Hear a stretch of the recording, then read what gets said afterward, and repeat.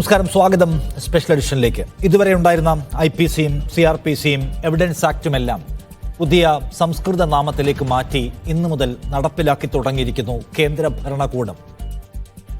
പാർലമെന്റിൽ മതിയായ ചർച്ച നടത്താതെ എല്ലാവരെയും വിശ്വാസത്തിലെടുക്കാതെയാണ് ഇത്ര വലിയ ഒരു നിയമ പരിഷ്കരണം സർക്കാർ കൊണ്ടുവന്നത് എന്ന വിമർശനം ഒരു വശത്തുണ്ട്.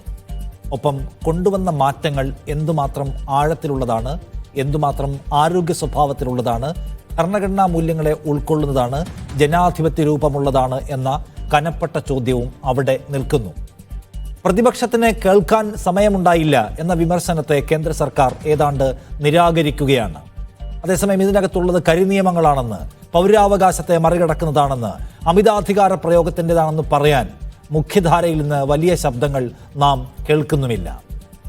ഇപ്പോൾ നടപ്പിലാക്കുന്ന നിയമത്തിൽ തീവ്രവാദം, പോലീസുകാരുടെ അമിതാധികാരം, ഒപ്പം പൗരാവകാശ ലംഘനം, രാജ്യദ്രോഹ കുറ്റം എന്നിവയിലെല്ലാം അപകടകരമായ ചില സംഗതികൾ കാണാൻ കഴിയുന്നുണ്ട്. അവയെക്കുറിച്ച് നാം, നമ്മുടെ പൊതുസമൂഹം, പൗരൻ മതിയായി ബോധവാനാണോ? നമ്മുടെ രാജ്യത്തെ നിയമനിർവഹണ സംവിധാനം ഈ പുതിയ നിയമമാറ്റങ്ങളെ ഉൾക്കൊള്ളാൻ തക്കവണ്ണം സജ്ജീകരിക്കപ്പെട്ടിട്ടുണ്ടോ? ഇതിനിടയ്ക്ക് ഇത്തരം പല ചോദ്യങ്ങൾ IPCയും എവിഡൻസ് ആക്റ്റും CRPCയും ഒക്കെ മാറുമ്പോൾ നമ്മുടെ മുമ്പിലുണ്ട്. ഈ വിഷയം സംസാരിക്കുന്നു സ്പെഷ്യൽ എഡിഷൻ ഇന്ന് രാത്രി. ഈ ചർച്ചയിൽ നമ്മോടൊപ്പം ഉള്ളത് അഡ്വക്കേറ്റ് P. കൃഷ്ണദാസ്, BJP നേതാവ്, അഡ്വക്കേറ്റ് വസന്ത്, കോൺഗ്രസ് നേതാവ്, ശ്രീ പ്രശാന്ത് പത്മനാഭൻ, സുപ്രീം കോടതി അഭിഭാഷകൻ, PB ജിജീഷ്, നിരീക്ഷകൻ എന്നിവരാണ്. ആദ്യം ശ്രീ വസന്ത്, ഈ IPCയും എവിഡൻസ് ആക്റ്റും ഒക്കെ മാറ്റുന്നത് ഞങ്ങളുമായി ചർച്ച നടത്തിയിട്ടില്ല എന്ന പ്രശ്നം പാർലമെൻറ്റിലടക്കം ഉന്നയിച്ചിട്ടുണ്ട്. ഇപ്പോൾ പുറത്തും കോൺഗ്രസ് നേതാക്കളുടെ പ്രതികരണം മതിയായ ചർച്ചയില്ലാതെയാണ് ഇത് നടപ്പിലാക്കുന്നത് എന്നാണ്. നിങ്ങളുടെ പ്രശ്നം അങ്ങനെ ഒരു കൺസൾട്ടേഷൻ ഉണ്ടായിട്ടില്ല, നിങ്ങളുടെ ടേക്ക് എടുത്തിട്ടില്ല എന്നത് മാത്രമാണോ? അതോ ഈ നിയമസംഹിതയുടെ മാറ്റത്തെക്കുറിച്ച് ശരിയാവണ്ണം പഠിച്ച് ഇതിലെ പ്രശ്നങ്ങൾ എന്തൊക്കെയാണ്, ഇതിലെ പൗരാവകാശ പ്രശ്നങ്ങൾ എന്തൊക്കെയാണ്, ഇതിലെ ഭരണഘടനാ പ്രശ്നങ്ങൾ എന്തൊക്കെയാണ് എന്നുന്നയിക്കാൻ നിങ്ങൾക്ക് ധൈര്യം പോരുന്നുണ്ടോ? അല്ല, യാതൊരു സംശയമില്ലല്ലോ. ഞങ്ങൾ വളരെ കോൺഫിഡൻറ്റോടു കൂടിയാണ് ഈ വിഷയം പാർലമെൻറ്റിലും അതിന് പുറത്തും ഉന്നയിച്ചുകൊണ്ടിരിക്കുന്നത്. നോക്കൂ ശ്രീ നിഷാദ്, ഈ ആദ്യം പറഞ്ഞ പ്രശ്നമുണ്ടല്ലോ, കൺസൾട്ട് ചെയ്തില്ല എന്ന് പറയുന്ന പ്രശ്നം, അത് നിസാരമായ പ്രശ്നമല്ലെന്നേ. ഇന്ത്യൻ പാർലമെന്റിൽ 146 MPമാരെ സസ്പെൻഡ് ചെയ്ത ദിവസം, അന്നത്തെ അജണ്ടയിൽ പോലും ലിസ്റ്റ് ചെയ്യാതെ, അന്നത്തെ ഡിസ്കഷനിൽ പോലും ലിസ്റ്റ് ചെയ്യാതെ ഒളിച്ച് കടത്തിയൊരു നിയമമാണ്. സ്വാഭാവികമായും ഡിസ്കഷൻ ഇല്ലായിരുന്നു എന്ന വാക്കിന് വലിയ പ്രാധാന്യമുണ്ട്. കാര്യം ഇന്ത്യൻ പാർലമെന്റിന്റെ 26% മെമ്പർമാർ അവരത് പനി പിടിച്ച് വീട്ടിൽ കടന്നതല്ല. ഇന്ത്യൻ പാർലമെന്റിൽ അന്നത്തെ ലോക്സഭയുടെ കക്ഷി സ്പീക്കറും രാജ്യസഭയുടെ സ്പീക്കറും പ്രധാനമന്ത്രി നരേന്ദ്രമോദിയുടെയും അമിത്ഷായുടെയും വാക്ക് കേട്ട് സസ്പെൻഡ് ചെയ്ത് വെളിയിൽ നിൽക്കുന്ന സമയത്ത് ഒളിച്ചു കടത്തിയ നിയമമാണ്. വെറും ഒരു നിയമം മാത്രമാണോ? IPCയും CRPCയും അടക്കമുള്ള വളരെ പ്രധാനപ്പെട്ട ഈ രാജ്യത്തിൻ്റെ ഡേ ടു ഡേ അഫയേഴ്സിൽ വലിയ പ്രാധാന്യം വഹിക്കുന്ന നിയമങ്ങൾ മാറ്റി തച്ചു തകർത്ത് പുതിയ നിയമം കൊണ്ടുവരുമ്പോൾ പ്രതിപക്ഷത്തോട് ആലോചിക്കേണ്ട, ബാർ കൗൺസിൽ ഓഫ് ഇന്ത്യയോട് ആലോചിച്ചിട്ടുണ്ടോ? സംസാരിച്ചിട്ടുണ്ടോ? ഈ രാജ്യത്ത് 15 ലക്ഷം അഭിഭാഷകരുണ്ട്. ആർക്കെങ്കിലും ട്രെയിനിങ് കൊടുത്തിട്ടുണ്ടോ? ഇനി പോട്ടെ, 17,379 പോലീസ് സ്റ്റേഷനുണ്ട്. ഏതെങ്കിലും ഒരു പോലീസ് സ്റ്റേഷനിലെ SHOയ്ക്ക് ട്രെയിനിങ് കൊടുത്തിട്ടുണ്ടോ? ഇതാ ഞങ്ങൾ ഇന്ന നിയമങ്ങൾ കൊണ്ടുവരുന്നു, നാളെ തൊട്ട് ഈ നിയമങ്ങൾ പ്രാബല്യത്തിൽ വരുമ്പോൾ നിങ്ങൾ ഇന്ന രീതിയിൽ വേണം കേസെടുക്കാൻ, ഇന്ന രീതിയിൽ വേണം അതിൻ്റെ അകത്ത് പെരുമാറാൻ എന്ന് പറയുന്ന ഒരു ട്രെയിനിങ് 17,379 പോലീസ് സ്റ്റേഷനിലെ ഒരു SHOയ്ക്ക് കൊടുക്കാൻ ഇവർക്ക് തയ്യാറായിട്ടുണ്ടോ? അതായത് മോദി എല്ലാ കാലത്തും, നിഷാദ് അങ്ങേക്ക് അറിയാമല്ലോ, അദ്ദേഹം സർപ്രൈസുകളെ ഇഷ്ടപ്പെടുന്ന ഒരാളാണ്. അദ്ദേഹത്തിൻ്റെ ജീവിതത്തിൽ സർപ്രൈസുകൾ കിട്ടിയിട്ടില്ലാത്തതുകൊണ്ട് ഇത് മുഴുവൻ ഇന്ത്യൻ ജനതയ്ക്ക് അങ്ങ് സർപ്രൈസ് കൊടുത്തേക്കാം. ഒരു ദിവസം രാത്രി 8 മണിക്ക് വന്നിട്ട് 8ന്റെ പണി രാജ്യത്തിന് കൊടുത്ത ടീമാണ്, അറിയാലോ. അതുപോലെ ഒരു 8ന്റെ പണി ഇന്ത്യൻ നിയമ സംവിധാനത്തിന് മേൽ, ഇന്ത്യൻ ഭരണഘടനയുടെ മേൽ ഒരു ചർച്ചയും നടത്താതെ, ഒരു പ്രിപ്പറേഷൻസും ഇല്ലാതെ നടപ്പിലാക്കുകയാണ്. നോക്കൂ, ഇതിൻ്റെ അകത്ത് അങ്ങ് തന്നെ ചോദിച്ച ചില പ്രശ്നങ്ങളുണ്ട്. ഭരണഘടനാ വിരുദ്ധത എവിടേക്കാണ്? പറയാം. ഭരണഘടനാ വിരുദ്ധത ഒന്ന്, UAPA നിയമം. UAPA നിയമവുമായി ബന്ധപ്പെട്ട് അതേ പടി എടുത്തു വെച്ചിരിക്കുകയാണ് BNSന്റെ 113. UAPA 15 എന്താണോ പറയുന്നത് അതിനെ കോപ്പി പേസ്റ്റ് ചെയ്യുക, കട്ട് ആൻഡ് പേസ്റ്റ് ചെയ്യുക എന്ന് പറയുന്ന പോലെ BNS 113 ഒരേ രീതിയിൽ പറയുകയാണ്. ഭരണഘടനാ വിരുദ്ധതയല്ലേ? ഒരേ നിയമം, ക്ഷമിക്കുക, ഒരേ എക്സ്പ്ലനേഷൻ, 2 നിയമങ്ങൾ അതേപടി പറയുകയാണ്. ദൈവമാണ് എന്ന് പറയുന്ന മോദിക്ക് ദൈവഭക്തനായ പോലീസുകാരുണ്ടെങ്കിൽ, ദൈവഭക്തരായ അഭിഭാഷകരുണ്ടെങ്കിൽ, നിയമജ്ഞരുണ്ടെങ്കിൽ ദൈവത്തെ വിമർശിക്കുന്നത് ഈ രാജ്യത്ത് പ്രശ്നമാകും. ഒരുപക്ഷെ നാളെ ഏതെങ്കിലും ഒരു ദൈവഭക്തനായിട്ടുള്ള പോലീസുകാരൻ തീരുമാനിക്കുകയാണ് മീഡിയ 1 ജൂലൈ 1 നടത്തിയ ചർച്ച ദൈവവിരുദ്ധതയാണല്ലോ. ദൈവം എന്ന് പറയുന്നത് മോദിയാണ് കേട്ടോ, മോദി വിരുദ്ധതയാണല്ലോ, അതുകൊണ്ട് ഈ രാജവിരുദ്ധമായ ചർച്ച രാജ്യവിരുദ്ധമാക്കി മാറ്റിയേക്കാമെന്ന് തീരുമാനിച്ചാൽ BNS പ്രകാരം അതിന് സാധ്യതയുണ്ടെന്ന് മാത്രമല്ല 7 വർഷത്തിൽ കൂടുതൽ വരുന്ന ജീവപര്യന്തരം അതുമായി ബന്ധപ്പെട്ടുണ്ടാവും. നോക്കൂ, UAPA ആണല്ലോ, രാജ്യദ്രോഹ കുറ്റമാണല്ലോ ഏറ്റവും പ്രധാനമായി നമ്മൾ ഇതുമായി ബന്ധപ്പെട്ട് ചർച്ച ചെയ്യേണ്ടത്. മോദിയുടെ കാലത്ത് UAPAയുമായി ബന്ധപ്പെട്ട് രജിസ്റ്റർ ചെയ്തിരിക്കുന്നത് 22,000-ലേറെ കേസുകളാണ്. 22,000-ഓളം കേസുകൾ രജിസ്റ്റർ ചെയ്തിരിക്കുന്ന മോദി ഇറയിൽ 212 പേരെ മാത്രമാണ് കുറ്റം തെളിയിക്കാൻ ഇവർക്ക് സാധിച്ചിട്ടുള്ളത്. നിയമങ്ങളെ എടുത്ത് സ്വന്തം താല്പര്യത്തിന് ഉപയോഗിക്കുന്നു എന്നുള്ള പ്രശ്നമാണ് താങ്കൾ ഉന്നയിക്കുന്നത്. ഞാൻ ചോദിക്കുന്നത്, നിങ്ങൾ സഭയ്ക്കകത്ത് ഉണ്ടായിരുന്നില്ല, അപ്പോഴിത് പാസ്സാക്കിയെന്ന പ്രശ്നം നിങ്ങൾക്കുണ്ട്. നിങ്ങൾ സഭയ്ക്കകത്ത് ഉണ്ടായിരുന്നപ്പോൾ പാസ്സാക്കിയിട്ടുള്ള അമിതാധികാര നിയമങ്ങൾ വേറെ ഉണ്ടല്ലോ. UAPA, ആർട്ടിക്കിൾ 370, ഇതൊക്കെ നിങ്ങളെ പുറത്താക്കിയിട്ട് പാസ്സാക്കിയതല്ലോ. അപ്പം നിങ്ങൾ സഭയ്ക്കകത്ത് ഉണ്ടോ ഇല്ലയോ എന്നുള്ളതല്ല, നിങ്ങൾക്ക് അതിനോട് എന്തുമാത്രം നിലപാടുണ്ട് എന്നാണ് ക്വസ്റ്റ്യൻ. സഭയ്ക്കകത്ത് ഉണ്ടായില്ല, കൺസൾട്ടേഷൻ പ്രശ്നമുള്ള സർക്കാരാണ്, എല്ലാം ഏകപക്ഷീയമായി നടപ്പിലാക്കുന്ന സർക്കാരാണ്, അതൊക്കെ ഞാനും അംഗീകരിക്കുന്ന കാര്യമാണ്. ഈ നിയമത്തിൻ്റെ കോറിനോട് ഈ കൊണ്ടുവന്നിരിക്കുന്ന ഇപ്പോൾ താങ്കൾ പറഞ്ഞതുപോലെ UAPAയ്ക്ക് ബദലായി ഒരു നിയമം കൂടുതലായി ഉണ്ടാക്കി വെച്ചിരിക്കുന്നു. രാജ്യദ്രോഹ കുറ്റം കൂടുതൽ ഗുരുതരമായി ഫ്രെയിം ചെയ്തിരിക്കുന്നു. ഇങ്ങനെ കുറേ കാര്യങ്ങളുണ്ട്. ഇത് കരി നിയമമാണ്, പൗരനെ വേട്ടയാടാനുള്ള നിയമമാണ്, പറ്റില്ല എന്ന് ഇന്നും പറഞ്ഞിട്ടില്ല രാഹുൽ ഗാന്ധി. എന്താണ് നിങ്ങൾ അതിൻ്റെ മെറിറ്റിലേക്ക് പോകാത്തതെന്ന് ചോദിക്കുകയാണ്. 370യുടെ മെറിറ്റിലേക്ക് പോകുന്നില്ല, UAPAയുടെ മെറിറ്റിലേക്ക് പോകുന്നില്ല, ന്യായ സംഹിതയുടെ മെറിറ്റിലേക്ക് പോകുന്നില്ല, അതിന് പുറത്തൂടെ ഓടിക്കളിക്കുകയാണ്. അതെന്തിനാണ്? ഒരിക്കലും പുറത്തൂടെ ഓടിക്കളിക്കുന്നില്ലല്ലോ. വരും ദിവസങ്ങളിൽ വളരെ കൃത്യമായി കോൺഗ്രസ് തന്നെ ഒരു പ്രത്യേക കമ്മിറ്റിയെ വെച്ച് ഈ നിയമങ്ങൾ പഠിക്കുകയും അതിന്റെ പ്രശ്നങ്ങൾ ലോക്സഭയിലും പാർലമെന്റിനുള്ളിലും ഉന്നയിക്കുകയും ചെയ്യും. യാതൊരു സംശയം വേണ്ട. ഞങ്ങളുടെ തന്നെ രാജ്യദ്രോഹ കുറ്റത്തിന്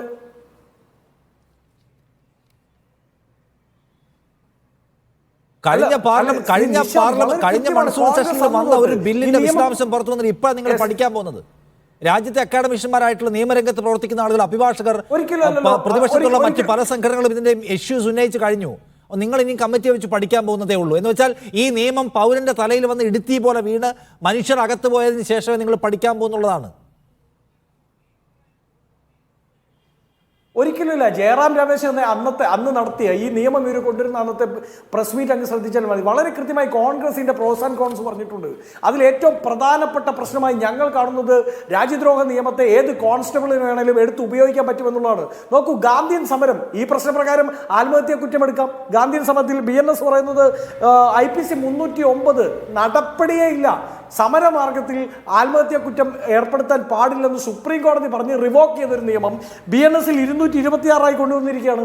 അവർ പറയുന്നു ഗാന്ധി സമരം ചെയ്താൽ അതിന്റെ ആത്മഹത്യാ കുറ്റം നിലനിൽക്കുമെന്നാണ് ഈ സമരം പറയുന്നത്. ഞാനൊന്ന് അപ്പുറത്ത് പോയിട്ട് വരാം. ശ്രീ കൃഷ്ണദാസ്, ഈ നിയമത്തിൻ്റെ അകത്തേക്ക് പോകുന്നതിന് മുമ്പേ ഇത് 150 വർഷം പഴക്കമുള്ള കൊളോണിയൽ സംവിധാനത്തെ തച്ചുടച്ച് നമ്മുടെ ഭാരതീയ പൈതൃക സംസ്കാരം തിരിച്ചു കൊണ്ടുവരുന്നതിൻ്റെ, നമ്മുടെ ഓൺ നിയമങ്ങൾ ഉണ്ടാക്കുന്നതിൻ്റെ ഭാഗമായിട്ടാണെന്നാണല്ലോ നിങ്ങൾ വ്യാഖ്യാനിക്കുന്നത്. എല്ലാ സർപ്രൈസുകളും നിങ്ങൾ കൊണ്ടുവരുന്നത് വലിയ വ്യാഖ്യാനങ്ങളുമായിട്ടാണ് എന്നത് വേറെ കാര്യം. ഇതിനകത്ത് ഇത്ര സീരിയസ് ആയിട്ടുള്ള ഒരു ചേഞ്ച് എടുക്കുമ്പോൾ ഈ രാജ്യത്ത് നിങ്ങൾ ആരോടെങ്കിലും കൺസൾട്ട് ചെയ്യുന്നുണ്ടോ? 130-ലധികം MP-മാരെ സസ്പെൻഡ് ചെയ്ത് പുറത്തു നിർത്തുന്ന ദിവസമാണോ ഇങ്ങനെ ഒരു വളരെ സീരിയസ് ആയിട്ടുള്ള ബില്ല് പാസ്സാക്കേണ്ടത്? ഇനി അവർ പുറത്തു പോയതിൻ്റെ കാരണം നിങ്ങളുടെ കണ്ണിൽ ശരിയാമെന്നുള്ള കാരണത്തിലാണ് പുറത്തു പോയെങ്കിൽ അപ്പോഴാണോ ഇങ്ങനെ ഒരു ബില്ല് ഏകപക്ഷീയമായി പാസ്സാക്കേണ്ടത്? നമ്മുടെ ജുഡീഷ്യൽ സിസ്റ്റം എന്തുമാത്രം എക്യുപ്ഡ് ആണ്, സജ്ജമാണ് എന്നത് പരിശോധിച്ചിട്ടുണ്ടോ? കോൺഗ്രസിൻ്റെ പാനലിസ്റ്റ് പറയുന്നു ഈ രാജ്യത്ത് 10-17,000 പോലീസ് സ്റ്റേഷൻ ഉണ്ട്, അവിടെ ഒരാൾക്കും ഇതിൻ്റെ ട്രെയിനിങ് പോലും കൊടുത്തിട്ടില്ല എന്ന്. ഇങ്ങനെയാണോ നിങ്ങളൊരു മാറ്റം കൊണ്ടുവരേണ്ടത്? നിങ്ങൾക്ക് തീരുമാനിച്ചുറപ്പിക്കുന്നു, ഒരു ഡേറ്റ് തീരുമാനിക്കുന്നു, നടപ്പിലാക്കുന്നു. ഏതാണ്ട് നോട്ട് നിരോധനത്തിൻ്റെ സമാനമായ ദുരന്തം ഇവിടെ ആവർത്തിക്കാൻ പോവുകയാണ് എന്ന ആശങ്ക ന്യായമല്ലേ സി കൃഷ്ണദാസ്?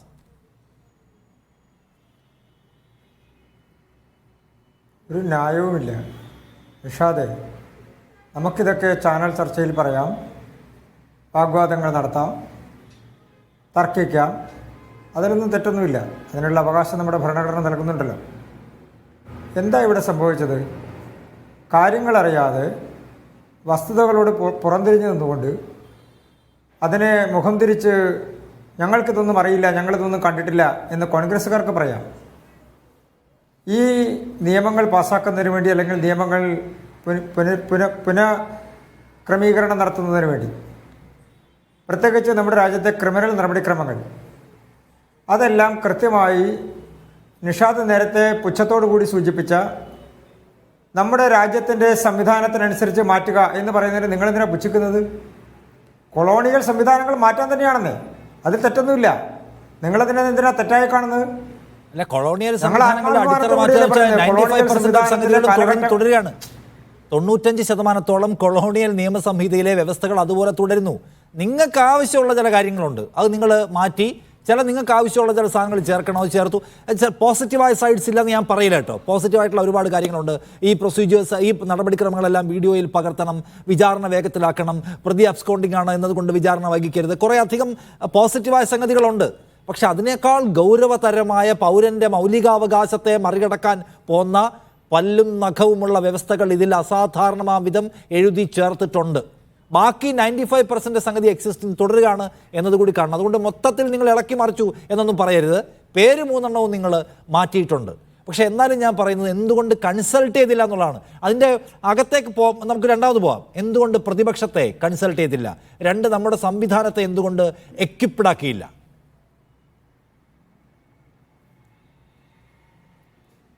നിഷാദെ, ഞാൻ പറഞ്ഞുകൊണ്ടിരുന്നതിനിടയിലാണ് അങ്ങ് അടുത്ത ചോദ്യം ചോദിച്ചത്. അതിലും തെറ്റൊന്നുമില്ല. ഞാനൊരു പ്രധാനപ്പെട്ട കാര്യം നമ്മൾക്ക് മറന്നുകൊണ്ട് ചർച്ചയിലേക്ക് പോകാൻ കഴിയുമോ എന്നെനിക്കറിയില്ല.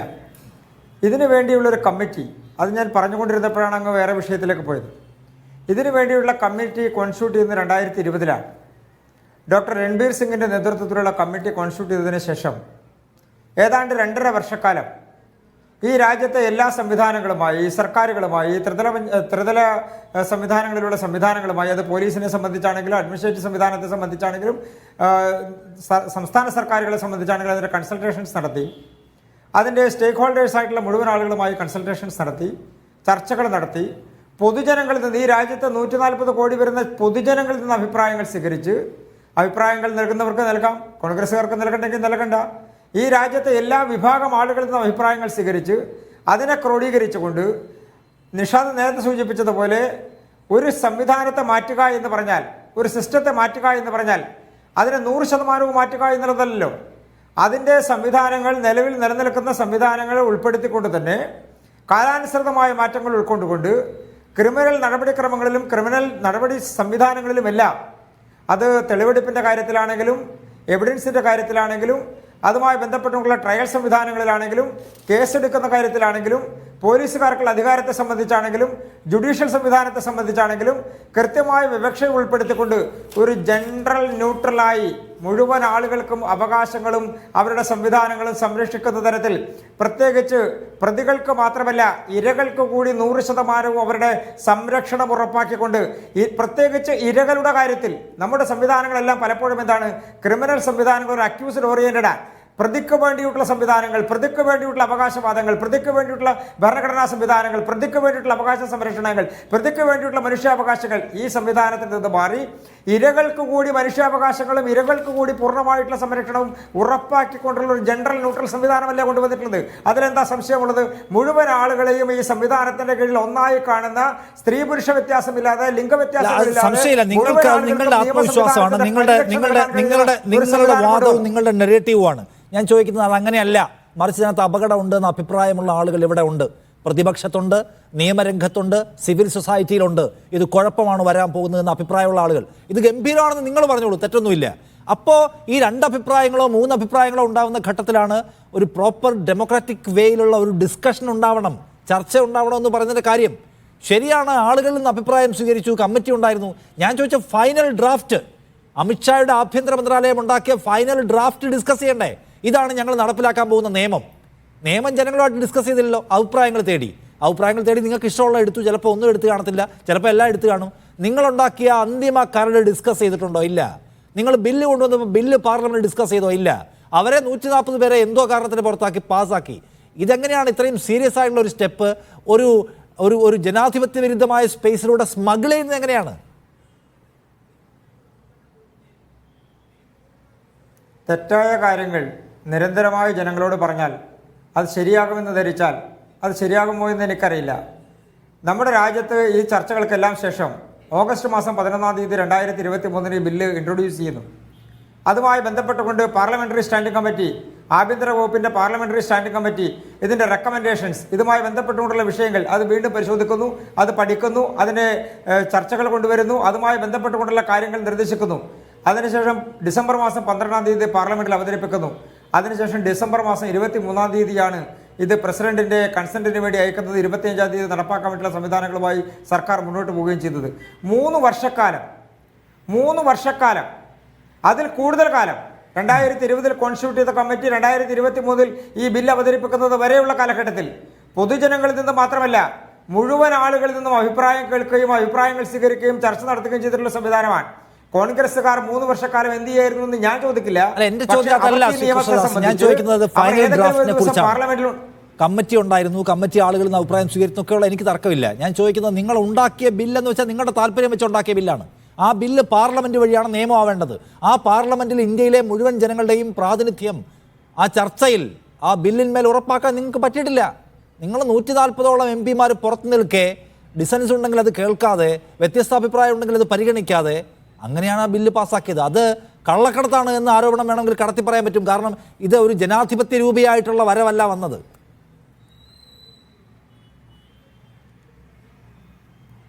ഞാൻ തിരിച്ചൊന്ന് ചോദിക്കട്ടെ. 2020 കമ്മിറ്റി വന്ന് ഓഗസ്റ്റ് മാസം 11-ാം തീയതി ഇത് അവതരിപ്പിച്ചതിന് ശേഷം അതിൻ്റെ ഇടയിലുള്ള കാലയളവിൽ ഏതെങ്കിലും ഒരു സെഷനിൽ, ഏതെങ്കിലും ഒരു പാർലമെൻറ്റിൽ ഒരു ദിവസം എണീറ്റ് നിന്ന് കോൺഗ്രസിൻ്റെ ഏതെങ്കിലും ഒരു അംഗം ഇത് നടപ്പാക്കേണ്ടതില്ല, ഇത് നടപ്പാക്കാൻ പാടില്ല, ഇതുമായി ബന്ധപ്പെട്ടുള്ള നടപടികളുമായി സർക്കാർ പോകാൻ പാടില്ല, ഇതിൻ്റെ കരട് പ്രസിദ്ധീകരിക്കാൻ പാടില്ല, പ്രസിദ്ധീകരിച്ച തെറ്റാണ്, അതിൽ ഞങ്ങൾക്ക് അഭിപ്രായമുണ്ട്, ഞങ്ങളുടെ അഭിപ്രായം ഇന്നതാണ്, ഇന്ന വകുപ്പ് മാറ്റപ്പെടണം, ഇന്ന വ്യവസ്ഥ മാറ്റപ്പെടണം, ഇതിന്റെ ഡ്രാഫ്റ്റ് പബ്ലിഷ് ചെയ്തതാണല്ലോ, ഇതിന്റെ ഡ്രാഫ്റ്റിൽ ചർച്ചകൾ നടന്നതാണല്ലോ. കോൺഗ്രസ് അങ്ങനെ ഒരു വിയോജിപ്പ് ഉന്നയിച്ചിട്ടില്ല. കോൺഗ്രസ് ഈ പ്രശ്നം ഏറ്റെടുത്തിട്ടില്ല. ശരി, അത് പോയിന്റാണ്. അതിന് കോൺഗ്രസിന്റെ പ്രതിനിധി ഉത്തരം. ശ്രീകൃഷ്ണദാസ്, ഞാൻ ഒന്ന് വരാം. ഇതിനകത്ത് കോൺഗ്രസിന്റെ ശരിക്കുള്ള നിലപാട് എന്താണെന്ന് ഇനിയും വിശദീകരിക്കപ്പെട്ട് കഴിഞ്ഞിട്ടില്ല. സുപ്രീം കോടതി അഭിഭാഷകൻ അഡ്വക്കേറ്റ് പ്രശാന്ത് പത്മനാഭൻ കൂടി നമ്മളെ വിളിച്ചു. പ്രശാന്ത്, ഈ നിയമം നടപ്പിലാക്കുമ്പോൾ ഇന്നു മുതൽ നടപ്പിലാക്കുകയാണ്. നമ്മൾ അതിനകത്ത് എന്തുമാത്രം നമ്മുടെ സിസ്റ്റം എക്യുപ്ഡ് ആണെന്നുള്ള ക്വസ്റ്റ്യൻ അവിടെ ഉണ്ട്. ഒപ്പം ഈ നിയമം നടപ്പിലാക്കലെന്ന് പറയുന്നത് എന്തുമാത്രം ഒരു വളരെ കാലികമായ അത്യാവശ്യമുള്ള മാറ്റങ്ങളിലേക്കാണ് നമ്മൾ മാറിയിട്ടുള്ളത്. ഇതിനെന്തുമാത്രം എന്താ പറയുന്നത്, ഇൻ ടോട്ടൽ ശരിയായ മാറ്റം സംഭവിച്ചിട്ടുണ്ടെന്നാണ് നിങ്ങൾ കാണുന്നത്? നിഷാദ്, താങ്കൾ പറഞ്ഞതുപോലെ കേൾക്കാമല്ലേ? യെസ് കേൾക്കാമല്ലോ. ഞാൻ കേൾക്കുന്നു പ്രശാന്ത്. ഹലോ പ്രശാന്ത്, ഞാൻ കേൾക്കുന്നു. താങ്കൾ നേരത്തെ പറഞ്ഞതുപോലെ ഈ നിയമത്തിൽ പുതുതായിട്ട് ചില നല്ല വശങ്ങളുണ്ട്. കാരണം ടെക്നോളജി അഡ്വാൻസ് ചെയ്തു, അതനുസരിച്ച് അതിൻ്റെ ബെനിഫിറ്റ് നിയമത്തിൽ കൂടെ കൊണ്ടുവരുന്ന രീതിയിൽ വീഡിയോ റെക്കോർഡിങ് ചെയ്യുക. പിന്നെ പുതുതായിട്ട് ചില ഓഫൻസ്, മോബ് ലിഞ്ചിങ് നേരത്തെ പറഞ്ഞ കൂട്ടത്തിൽ പറയാൻ വിട്ടുപോയതാണ്. അത് ആളുകൾ കൂട്ടം കൂടി കൊലപാതകം നടത്തുന്നത് സുപ്രീം കോടതി പറഞ്ഞിരുന്നു. അതൊരു ഒഫൻസ് ആയിട്ട് എടുത്ത് അത് പെട്ടെന്ന് അതിനെ പെട്ടെന്ന് നിയമ സംവിധാനത്തിൽ അതിൽ പ്രതികളായിട്ടുള്ളവരെ പെട്ടെന്ന് പിടികൂടാനുള്ള സംവിധാനം ഉണ്ടാകണം. അതൊരു ഒഫൻസ് ആയിട്ട് കൊണ്ടുവന്നിട്ടുണ്ട്. അങ്ങനെയുള്ള ചില മാറ്റങ്ങൾ, അതേപോലെ പോസിറ്റീവായിട്ടുള്ള മാറ്റങ്ങൾ ഉള്ളപ്പോൾ തന്നെ ഇതിനകത്ത് ഏറ്റവും പ്രധാനമായിട്ട് ഉന്നയിക്കുന്ന 2 ആശങ്കകൾ. ഒന്ന്, എല്ലാവരും പറയുന്നതാണ്, വേണ്ടത്ര ചർച്ചകൾ നടത്താതെയാണ് ഈ നിയമം കൊണ്ടുവന്നത്. ചർച്ചകൾ നടത്തുക എന്നുള്ളത് ജനാധിപത്യത്തിൻ്റെ ഒരു ബേസിക്, ഏറ്റവും അടിസ്ഥാനപരമായിട്ടുള്ളൊരു സ്വഭാവമാണ്. അതിൽ പ്രതിപക്ഷത്തെ പാർലമെന്റിനുള്ളിൽ കേൾക്കണം, ജനങ്ങളെ, എല്ലാ വിഭാഗത്തിലും പെട്ട ജനങ്ങളെ, അത് പ്രോസിക്യൂഷൻ മാത്രമല്ല വിക്ടിംസിനും. നേരത്തെ ഇവിടെ സംസാരിച്ച അദ്ദേഹം പറഞ്ഞത് ഇപ്പോൾ വിക്ടിം ഈ അക്യൂസ്ഡിന് പരിരക്ഷ നൽകുന്ന ഒരു സംവിധാനമായിരുന്നു, അത് മാറ്റി. അതെങ്ങനെയാണ് ഒരു കൊളോണിയൽ സംവിധാനത്തിൽ നിന്നുള്ള മാറ്റമാകുന്നത്? അഡ്വേഴ്സറിയൽ സിസ്റ്റം എന്ന് പറഞ്ഞാൽ ഒരു കുറ്റം ആരോപിക്കപ്പെട്ട ആള് നിരപരാധിയാണ്. ആ കുറ്റം തെളിയിക്കേണ്ടത് പ്രോസിക്യൂഷന്റെ ഉത്തരവാദിത്വമാണ്. ആ ഭാഗത്ത് നിന്ന് പ്രോസിക്യൂഷന് തെളിയിക്കേണ്ട ഒരു ബാധ്യത വരുമ്പോൾ ആ കുറ്റം തെളിയിക്കുന്നത് വരെ ആ കുറ്റാരോപിതനായ ആളുകൾക്ക് പല പരിരക്ഷകളുമുണ്ട്. ആ പരിരക്ഷകളൊക്കെ കുറഞ്ഞു പോയതുപോലെ പോലീസിന് കൂടുതൽ അധികാരം നൽകിക്കൊണ്ടുള്ള ഒരു നിയമ മാറ്റമാണ് ഇതുണ്ടായിരിക്കുന്നത്. നേരത്തെ താങ്കൾ പറഞ്ഞതുപോലെ ആഭ്യന്തര മന്ത്രാലയമാണ് നിയമം മുന്നോട്ട് വെച്ചിരിക്കുന്നത്, നിയമ മന്ത്രാലയമല്ല. പാർലമെന്റിന്റെ സ്റ്റാൻഡിംഗ് കമ്മിറ്റിക്ക് വിട്ടിട്ടില്ല. പാർലമെന്റിലെ പ്രതിപക്ഷം ആവശ്യപ്പെട്ട രീതിയിലുള്ള ഡിസ്കഷൻ, ഡീറ്റെയിൽഡ് ആയിട്ടുള്ള ഡിസ്കഷൻ നടത്തിയിട്ടില്ല. പിന്നെ ഏറ്റവും പ്രധാനമായിട്ടുള്ളത് ഭരണഘടനയിലെ ചില മൂല്യങ്ങൾ. ഉദാഹരണത്തിന് ഈ ഫണ്ടമെന്റൽ ഫ്രീഡം എന്ന് പറയും article 19, right to free speech article 19(1)(a), പിന്നെ freedom of assembly 19(1)(b), association 19(1)(c). അതെല്ലാം ഭരണഘടന പരിരക്ഷ നൽകിയിരിക്കുന്ന സ്വാതന്ത്ര്യങ്ങളാണ്. അതിന് പുറത്ത് ഒരു വ്യക്തിക്ക് എത്രമാത്രം ആ വ്യക്തിയുടെ സ്വാതന്ത്ര്യത്തെ കൺട്രോൾ ചെയ്യുന്ന രീതിയിൽ സ്റ്റേറ്റിന് എത്രമാത്രം ക്രിമിനൽ നിയമങ്ങൾ ഇമ്പോസ് ചെയ്യാൻ പറ്റും എന്നുള്ള ഒരു പ്രധാനപ്പെട്ട ഒരു ചോദ്യമുണ്ട്, നിയമപരമായിട്ടുള്ള ചോദ്യം. അതിൽ ഒരു സൊസൈറ്റി ലോ ആൻഡ് ഓർഡർ ഭംഗിയായിട്ട് മുന്നോട്ട് കൊണ്ടുപോകാൻ വേണ്ടിയിട്ടാണ് ക്രിമിനൽ നടപടി സംവിധാനം. ഒരു പ്രധാന ഉദ്ദേശം അതാണ്. പിന്നെ കുറ്റക്കാരെ ശിക്ഷിക്കുക എന്നുള്ളതാണ്. ഇതിൽ ലോ ആൻഡ് ഓർഡർ മുന്നോട്ട് കൊണ്ടുപോകുമ്പോൾ അതിൻ്റെ പേരിൽ കുറ്റക്കാരെന്ന് പറഞ്ഞ സ്റ്റേറ്റ് ചിലരെ മുദ്ര കുത്തുമ്പോൾ അത് ഗവൺമെന്റിനോടുള്ള എതിർപ്പ് പ്രകടിപ്പിക്കുന്നവരെ ആകാൻ പാടില്ല. അതാണ് ഇതിനകത്ത് ഏറ്റവും പ്രതിപക്ഷ കക്ഷികൾക്കുള്ള ഏറ്റവും വലിയ ആശങ്ക. അത് അവരെന്തുകൊണ്ടെല്ലാം ഉന്നയിച്ചില്ല എന്നുള്ള ചോദ്യത്തിന് ഇപ്പോൾ അത് ഉന്നയിക്കുന്നത് ശരിയല്ല. കാരണം ഇത് പതുക്കെ ഈ നിയമം നടപ്പിലായി വരുമ്പോഴാണ് ഓരോ സെക്ഷൻസ് എടുത്തിട്ട് എങ്ങനെയാണ് പോലീസ് ഓഫീസേഴ്സ് ഒക്കെ ഇതെങ്ങനെയാണ് യൂസ് ചെയ്യാൻ പോകുന്നത്, കോടതിയിൽ വരുമ്പോൾ അങ്ങനെയാണ് അത് പ്ലേ ഔട്ട് ചെയ്യാൻ പോകുന്നത് എന്ന് അറിയാൻ കഴിയുള്ളൂ. ഇതിനകത്ത് ഒന്നോ രണ്ടോ വളരെ എക്സാമ്പിൾ ആയിട്ട് പറഞ്ഞു കഴിഞ്ഞാൽ, ഇപ്പൊ സെഡിഷൻ പോയി എന്ന് പറയുന്നു. സെഡിഷൻ പോയിട്ട് ഈ 152 എന്നൊരു പ്രൊവിഷനാണ് കൊണ്ടുവന്നിരിക്കുന്നത് BNS ഭാരതീയ ന്യായ സംഹിതയിൽ കൊണ്ടുവന്നിരിക്കുന്നത്. അതിനകത്ത് act endangering sovereignty, unity and integrity of India. അതിൽ പറയുന്നത് ആരെങ്കിലും ഈ പറയുന്ന നേരത്തെയുള്ള വേർഡ്സ് തന്നെയാണ്, purposefully knowingly by words either spoken or written or by signs, visible representation, electronic communication or financial means otherwise excites or attempts to excite secession or armed rebellion or subversive activities or encourage feeling of separatist activities. അപ്പോൾ ഇതിനകത്ത് ഈ excitement എന്ന് പറയുന്നത് എങ്ങനെയാണ്? ഒരാള് ഒരു free speech നടത്തുന്നു, ഗവൺമെന്റിനെ ക്രിട്ടിസൈസ് ചെയ്തുകൊണ്ടുള്ള, അതിന്റെ താഴെ എക്സ്പ്ലനേഷൻ ആയിട്ട് കൊടുത്തിട്ടുണ്ട്, comments expressing disapprobation of the measures or administrative or other action of government with a view to obtain their attraction by lawful means without exciting or attempt to excite the activities referred to in this section do not constitute offense under this section. പക്ഷേ ഇത് misuse ചെയ്യപ്പെടാനുള്ള സാധ്യത വളരെ കൂടുതലാണ്. ഉദാഹരണത്തിന് government ചെയ്ത ഒരു നടപടി അല്ലെങ്കിൽ പോലീസിന്റെ അട്രോസിറ്റി, അതിനെതിരെ ശക്തമായിട്ടുള്ള ക്രിറ്റിസിസം, ഒരു റാലി നടത്തുന്നു, ഇതെല്ലാം ഭരണഘടനയിൽ പരിരക്ഷ നൽകിയിട്ടുള്ള, അസംബ്ലി ചെയ്യാനുള്ള അവകാശമുണ്ട്, സംസാരിക്കാനുള്ള അവകാശമുണ്ട്, ഗവൺമെന്റിനെ ക്രിട്ടിസൈസ് ചെയ്യാം. ജനാധിപത്യത്തിന്റെ ബേസിക് സ്വഭാവം എന്ന് പറയുന്നത് ഗവൺമെന്റ് അക്കൗണ്ടബിൾ ആണ്.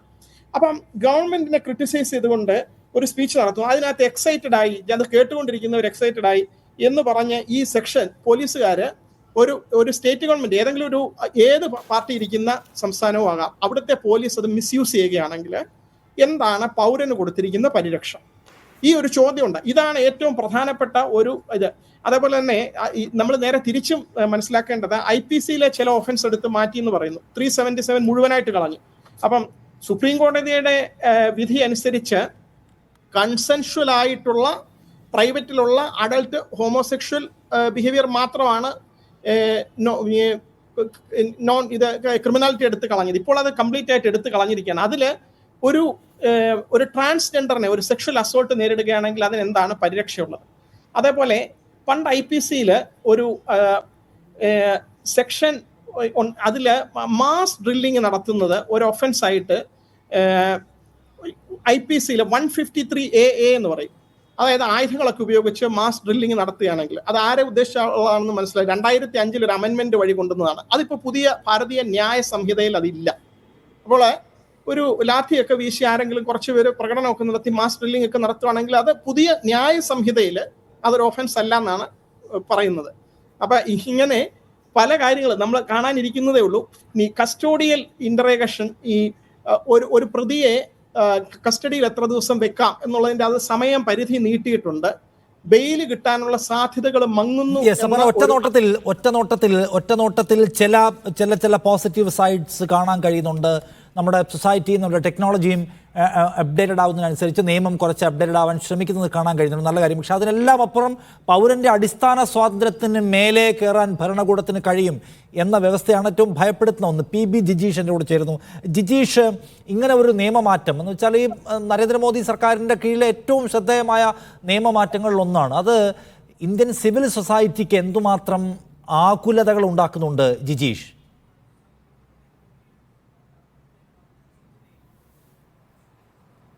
എനിക്ക് കുറച്ചു നേരം ഓഡിയോ ക്ലിയർ ആവുന്നുണ്ടായിരുന്നില്ല, കേൾക്കാൻ പറ്റുന്നില്ല. ഇപ്പൊ കേൾക്കാമല്ലോ അല്ലെ? യെസ്, കേൾക്കുന്നു. കേൾക്കുന്നുണ്ടല്ലോ അല്ലെ?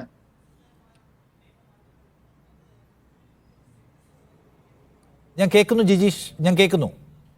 കേൾക്കാമെങ്കിൽ ഞാൻ പറഞ്ഞോട്ടെ.